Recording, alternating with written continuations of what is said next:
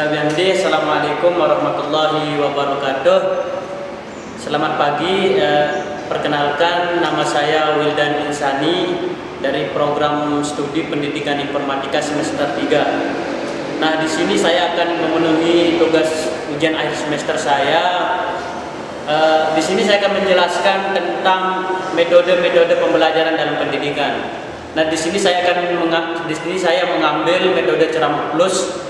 Namun sebelum saya akan menjelaskan apa itu metode ceramah plus dan bagaimana cara penerapannya, terlebih dahulu saya akan menjelaskan kata pengantar atau closing statement sebelum saya masuk ke metodenya. Di sini bahwasanya perlu kita ketahui bersama bahwa pendidikan merupakan tombak dari suatu negara dan suatu daerah.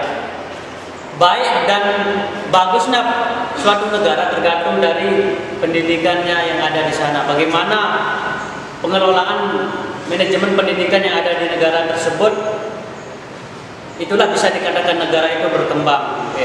Nah, namun dari itu di sini mengenai beberapa metode, di sini saya mengambil metode ceramah plus. Sebelum saya lanjut, saya akan membacakan pengertiannya.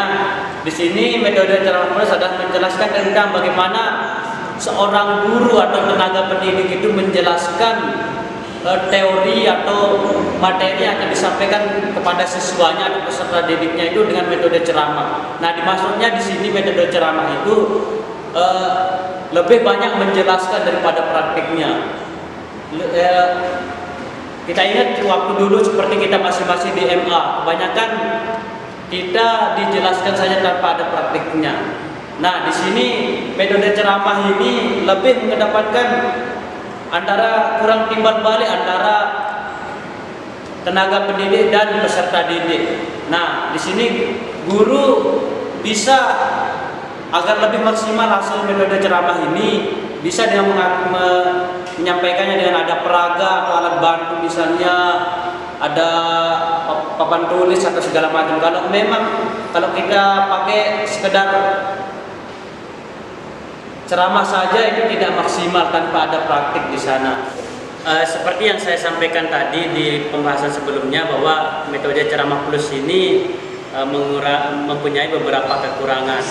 Namun di sini ada beberapa kekurangan tadi yang saya sebutkan itu sebagian karena itu terlalu membuat membosankan bagi peserta didik, karena metode ceramah ini hanya bisa dibilang hanya saja menyampaikan materi saja tanpa ada praktiknya. Nah, apabila mau dari metode ceramah plus ini lebih baik lagi penerapannya ke depannya, perlu kita kombinasi dengan metode-metode lainnya seperti metode latihan keterampilan, metode perancangan dan lain sebagainya. Karena kalau bisa dikombinasi antara metode ceramah plus ini dengan metode-metode lainnya, maka saya kira hasilnya lebih maksimal dan peserta didik juga tidak akan bosan dengan teori atau metode yang akan kita terapkan. Nah, di sini kita akan lanjut mengenai metode ceramah plus ini ternyata bisa membuahkan penyataan peserta didik membuat jadi bosan seperti apa yang saya sampaikan tadi. Namun dari beberapa yang saya sampaikan tadi, kita lebih jelas materi yang disampaikan itu lebih tercapai jadinya sebelum kita melakukan praktik ke depannya gitu. Nah, di metode ceramah plus ini seorang tenaga pendidik perlu menguasai materi-materi apa yang akan disampaikan kepada peserta didik supaya nantinya pas menyampaikan materi tersebut tidak tumpang tindih. Maksudnya tidak hanya yang ditujukan itu adalah satu siswa atau satu peserta didik, akan tetapi semua yang ada di dalam kelas atau semua yang mengikuti pembelajaran tersebut ngena atau dapat materi yang akan disampaikan.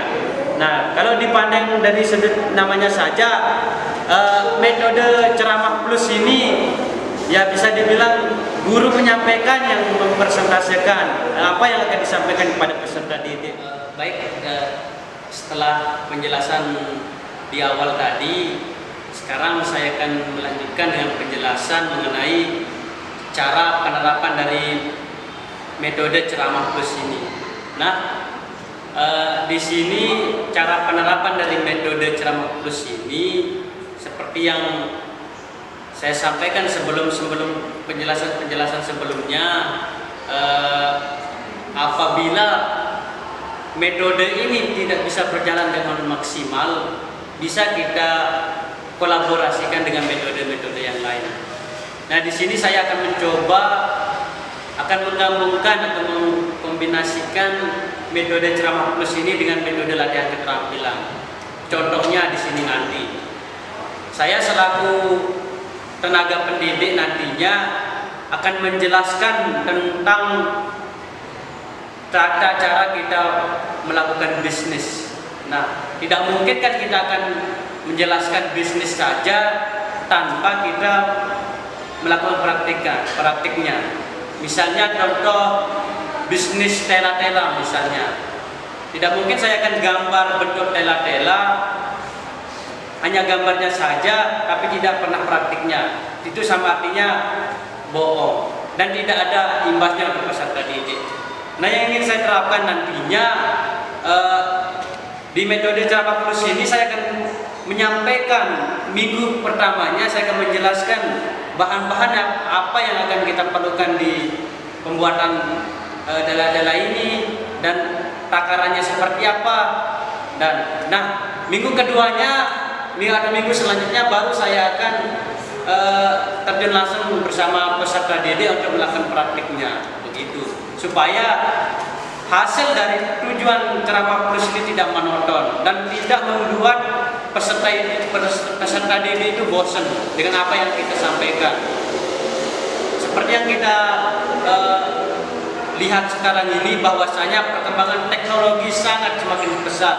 Nah, di sana peserta didik sekarang itu sudah pintar-pintar kalau kita lihat. Sudah belajar dari media sosial, ada e-book dan ada diskusi-diskusi lainnya. Nah, mungkin kalau sekarang kalau kita terlalu menerapkan metode ceramah plus ini, menurut saya itu tidak mungkin sekali.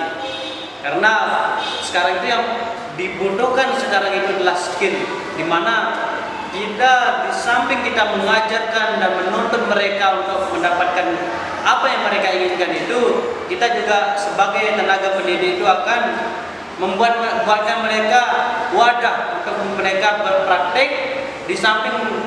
Disampaikan seperti yang saya sampaikan tadi, di samping kita menyampaikan materinya, ada praktiknya, biar ada timbal balik antara tenaga pendidik dan peserta didik di situ.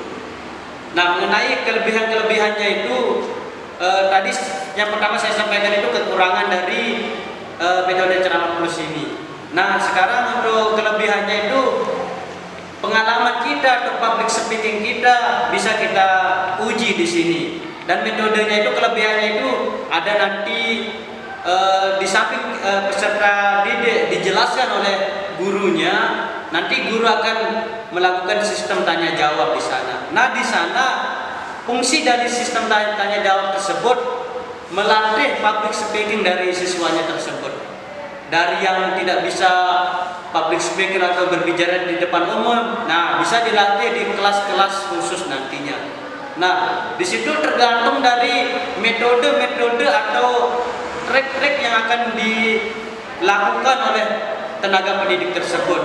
Nah, seandainya nih, kalau saya menjadi tenaga pendidik, saya akan membuatkan mereka seperti kelompok atau ruang-ruang diskusi kecil. Nanti di sana melalui ruang diskusi-diskusi kecil tersebut, mereka bisa menyampaikan aspirasi atau hasil diskusi mereka dengan kelompoknya mereka, dan itu disatukan nanti menjadi satu antara kelompok yang A dengan kelompok yang B, sehingga materi atau jangka waktu materi yang tidak dapat bisa diselesaikan itu bisa terlaksana dengan baik. Dengan melalui diskusi antara satu kelompok dengan kelompok yang lain, itu bisa menggabungkan materi, misalnya materi A tentang kepemimpinan dan materi A tentang keorganisasian, dan nanti pas penyampaian presentasi kedua-duanya semuanya itu bisa mendapatkan dua materi sekaligus. Nah, itu kelebihannya kalau materi ceramah ini. Walaupun praktiknya kurang, tapi di sisi lain itu public speakingnya terlatih di sini. Nah,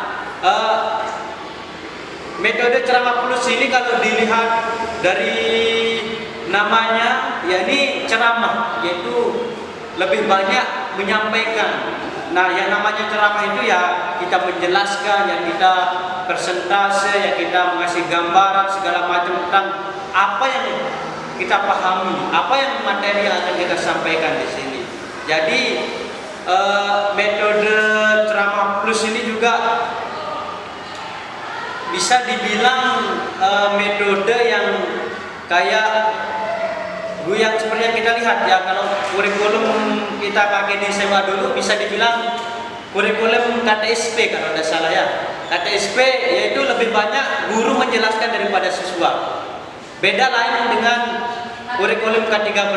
Nah, kurikulum K13 di sini lebih banyak peserta didiknya lebih banyak melakukan praktik dan hanya gurunya itu lebih sedikit menjelaskannya. Jadi kalau sekarang menurut saya kalau sekarang metode ceramah ini ceramah plus ini kalau terlalu sering diterapkan menurut saya itu tidak cocok. Kenapa? Kebanyakan sekolah yang ada SMA maupun SMP yang ada di sekitaran kita itu sudah memakai kurikulum K13. Jadi mengenai paparan materi yang telah saya sampaikan tadi kurang ada lebih jelasnya, itu menjadi evaluasi buat diri saya pribadi dan untuk kita semua. Kita tidak bisa berbicara di sini saja, tetapi kalau kita belum mempraktikkannya kita tidak tahu hasilnya seperti apa. Jadi satu pesan dari saya, jadikanlah sebuah tempat itu adalah sekolah. Jadi dan semua guru dan semua orang adalah guru. Saya Wildan Insani mengucapkan banyak-banyak terima kasih. Kurang dan lebihnya mohon dimaafkan. Sekian. Assalamualaikum warahmatullahi wabarakatuh.